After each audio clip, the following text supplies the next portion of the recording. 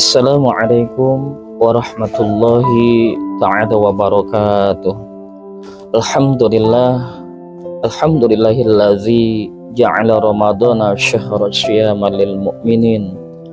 Wassalatu wassalamu ala asyrafil anbiya'i wal mursalin sayyidina wa maulana Muhammadin wa ala alihi wa ashabi ajma'in, amma ba'd. Bapak dan Ibu, kaum muslimin muslimat dimanapun berada, alhamdulillah pada kesempatan kali hari ini ibadah saum kita telah memasuki di hari yang ke-18. Kita meminta kepada Allah Subhanahu wa Ta'ala agar ibadah saum kita yang sudah kita laksanakan dan yang akan kita laksanakan senantiasa diterima oleh Allah Subhanahu wa Ta'ala. Al-Fakir, pengasuh pondok pesantren Yatim Piatu Al-Hikmah Raudhatul Ihsan, pada kesempatan ini ingin menyampaikan sebuah hadis yang diriwayatkan dari Anas bin Malik, yang mana hadis ini sangatlah populer ketika baginda Nabi Muhammad SAW akan melaksanakan sholat Idul Fitri. Baginda Nabi keluar dari rumahnya.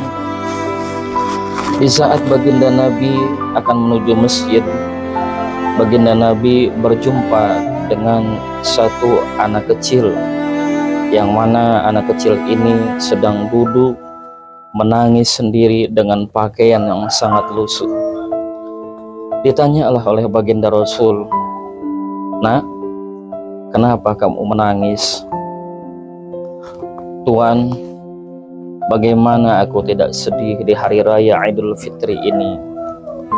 Ayahku telah meninggal dunia ketika perang bersama Rasulullah."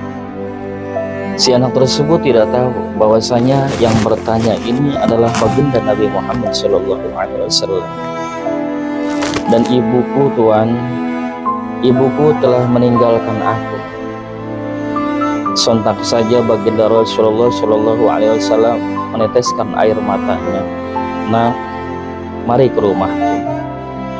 Sesampainya di rumah baginda Nabi, si anak tersebut dimandikan, diberi pakaian baru, diberi wewangian, dan ditanya oleh baginda Nabi, "Nah, maukah engkau kuangkat menjadi anakku?" "Wahai Tuan, siapakah Tuan?" "Nah, aku adalah Nabi Muhammad SAW." Si anak tersebut sangat bahagia.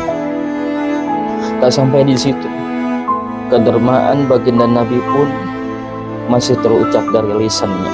"Nah, maukah engkau Fatimah kujadikan kakak angkatmu, Hasan dan Husain menjadi saudaramu, dan Ali sebagai pamanmu?" Bergembiralah baginda Nabi, bergembiralah si anak tersebut. Lantas setelah diberikannya pakaian yang baru, wangi-wangian, dianggap sebagai keluarga baginda Nabi, si anak tersebut keluar dari rumah baginda Nabi sambil melompat-lompat, sehingga mencuri perhatian dari rekan-rekannya. Kata temannya, "Kenapa kamu bergembira sekali? Ada apa?" "Bagaimana aku tidak bergembira di hari raya Idul Fitri ini, meskipun ayahku sudah tiada meninggalkan aku, diriku seorang yatim, tetapi pada hari ini baginda Nabi telah mengangkatku sebagai anak angkat. Lihatlah pakaianku baru, dan tubuhku diwangi-wangikan oleh baginda Nabi, oleh putri tercintanya Fatimah Az-Zahra. Sungguh hari ini hari yang bahagia bagiku." Kaum muslimin wal muslimat dimanapun berada, di mana Al-Fakir mempunyai anak yatim piatu Yang anak yatim piatu di sini di pondok pesantren ini adalah anak-anak pilihan, anak-anak yang tergolong tidak mampu. Al-Fakir beserta pengurus pondok pesantren mempunyai tradisi dan kebiasaan, yakni ingin menjalankan, ingin mengikuti apa-apa yang telah baginda Nabi sabdakan, bahwasanya sebelum hari raya Idul Fitri tiba, Al-Fakir selalu membelikan baju baru, selalu memberikan pakaian baru, dan yang lain sebagainya. Tetapi halnya itu Al-Fakir hanya menyampaikan kepada anak-anak yatim piatu yang ada di pondok pesantren ini. Adapun keuangannya, pendanaannya dari bapak dan ibu sekalian dan kita semuanya, yang mana sabda tadi menjelaskan bahwasanya baginda Nabi begitu perhatian kepada anak yatim di hari raya Idul Fitri. Karena memang seyogianya kita sebagai orang tua di saat hari raya Idul Fitri akan tiba, kita sibuk membelikan anak-anak kita baju, membelikan anak-anak kita sandal, dan yang lain sebagainya.